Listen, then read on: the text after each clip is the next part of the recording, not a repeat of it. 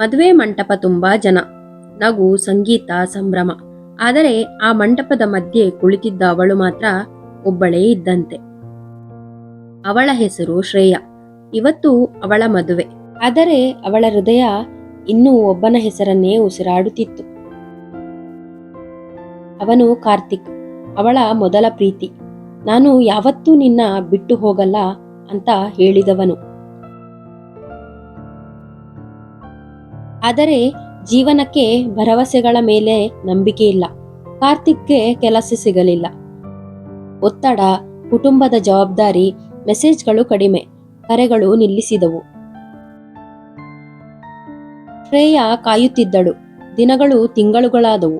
ಆದರೆ ಪ್ರತಿದಿನವೂ ಅವಳು ತನ್ನ ಮನಸ್ಸಿಗೆ ಒಂದೇ ಮಾತು ಹೇಳಿಕೊಳ್ಳುತ್ತಿದ್ದಳು, ಇನ್ನೂ ಬರುವನು. ಅವಳ ಮನೆ, ಅಪ್ಪ ಅಸ್ವಸ್ಥ, ಆಸ್ಪತ್ರೆ, ಸಾಲ, ನೋವು.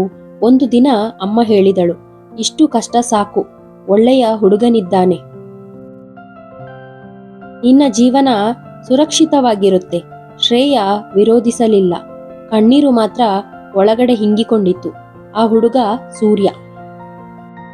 ಸರಳ, ಒಳ್ಳೆಯವನು. ಆದರೆ ಅವನ ಕಣ್ಣಲ್ಲಿ ಅವಳಿಗೆ ಯಾವತ್ತೂ ತನ್ನ ಹೆಸರಿನ ಪ್ರತಿಬಿಂಬ ಕಾಣಲಿಲ್ಲ. ಮದುವೆ ಮುಗಿಯಿತು. ದಿನಗಳು ಹೋದವು. ಸೂರ್ಯ ತನ್ನ ಜವಾಬ್ದಾರಿ ನಿಭಾಯಿಸಿದ. ಆದರೆ ಶ್ರೇಯ ನಗು, ಅದು ಅವಳ ಮುಖದಲ್ಲಿ ಕಾಣಿಸಲಿಲ್ಲ. ಒಂದು ದಿನ ರಾತ್ರಿ ಕಾರ್ತಿಕ್ನಿಂದ ಕರೆ ಬಂತು.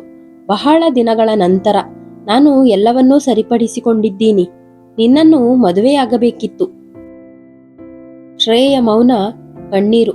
ತಡವಾಯ್ತು ಕಾರ್ತಿಕ್ ಅಂತ ಹೇಳಿ ಕರೆ ಕಟ್ ಮಾಡಿದಳು. ಆ ದಿನದಿಂದ ಶ್ರೇಯ ಒಳಗಿನಿಂದ ಸತ್ತು ಹೋದಳು. ಬದುಕಿದ್ದು ದೇಹ ಮಾತ್ರ.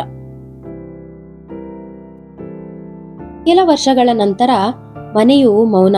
ಸೂರ್ಯ ಕೆಲಸಕ್ಕೆ ಹೋದ. ಶ್ರೇಯ ಒಬ್ಬಳೇ. ಮೇಜಿನ ಮೇಲೆ ಒಂದು ಚೀಟಿ. ನಾನು ಯಾರನ್ನೂ ದೋಷಾರೋಪಣೆ ಮಾಡ್ತಿಲ್ಲ. ನಾನು ತಪ್ಪಾಗಿದ್ದ ಪ್ರೀತಿಯಲ್ಲಿ ಬದುಕಿದೆ. ಈಗ ಆ ನೋವು ತುಂಬಾ ಭಾರವಾಗಿದೆ.